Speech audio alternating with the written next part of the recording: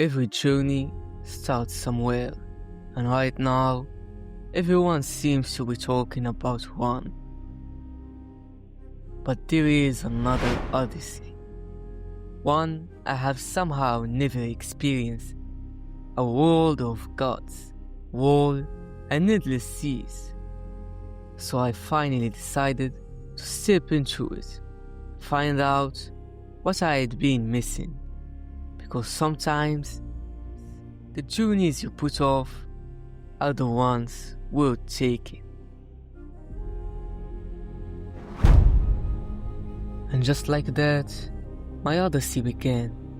I went into this expecting a pretty straightforward Assassin's Creed experience. Explore, fight, climb a few towers, repeat. But within the first few minutes, I realized Odyssey was going to be a lot bigger than I expected. The first thing I noticed was how alive everything felt. There were people everywhere, roads leading somewhere, and just beyond them, another part of Greece waiting to be explored. And the strange thing was, I hadn't even really started the game yet. There were still pieces of the Assassin's Creed I knew. The climbing, the stealth, the feeling of standing above a city and looking for your next target. But Odyssey was already starting to feel less like a traditional Assassin's Creed game and more like a full-blown adventure. Then I got into my first real fight. And this was where I started to understand what Odyssey was trying to do. It wasn't just about attacking anymore. I had abilities, dodges, different weapons, and eventually a whole system built around how I wanted to play. And I was only getting started. And then the game showed me Greece. Not through the cutscene, not through the trailer, just by letting me look. That's when I started realizing what I would gotten myself into. This wasn't a game where the world existed just to connect one mission to the next. The world itself was becoming the reason to keep moving. Every direction seemed to lead somewhere, and somehow I want to see all of it. But there was one question I couldn't shake. Could a game this big actually keep me interested? Because beautiful landscape are impressive, but eventually you need a reason to keep going. And then I found myself doing something I didn't expect.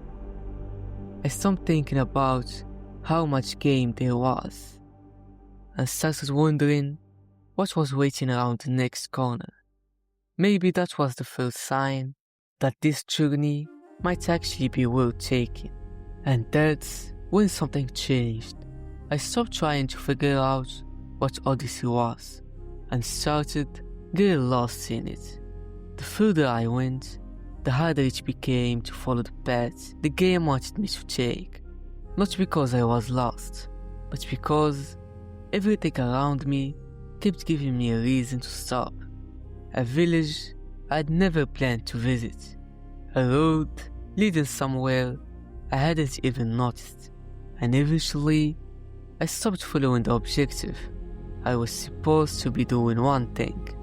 Instead, I saw this. And obviously, I had to check it out. And that happened again and again and again. Then, there was the sea. And somehow, sailing around Greece became one of my favorite parts. There was something strangely relaxing about it. No quest marker, no objective, just the ship, the ocean, and whatever was waiting on the other side. Of course, sometimes something was waiting, and every time I thought I'd seen enough, the map reminded me how wrong I was. There was more Greece, more islands, more cities, more stories, and that's where Odyssey started becoming a problem. because I didn't know how much of it I actually wanted to see. But the world wasn't the only thing pulling me forward. The people started doing it too. Some characters were ridiculous, some were genuinely interesting, and some I actually wanted to know more about. And then there were the choices. For the first time, I wasn't just watching the story happen, I was deciding how I wanted it to happen. And somehow along the way, I realized I wasn't playing this game because I wanted to finish it. I was playing because I wanted to see what happened next. That was the difference. Of course, Odyssey wasn't perfect. There were moments where the quests started to blur together, and I wondered if the game was asking me to do too much. But then, something would happen that pulled me right back in. By this point, Greece didn't feel like a map anymore. It felt like somewhere I'd actually been. And that's when I started asking a different question. Not whether Odyssey was a good game, but whether it was one I'd remember.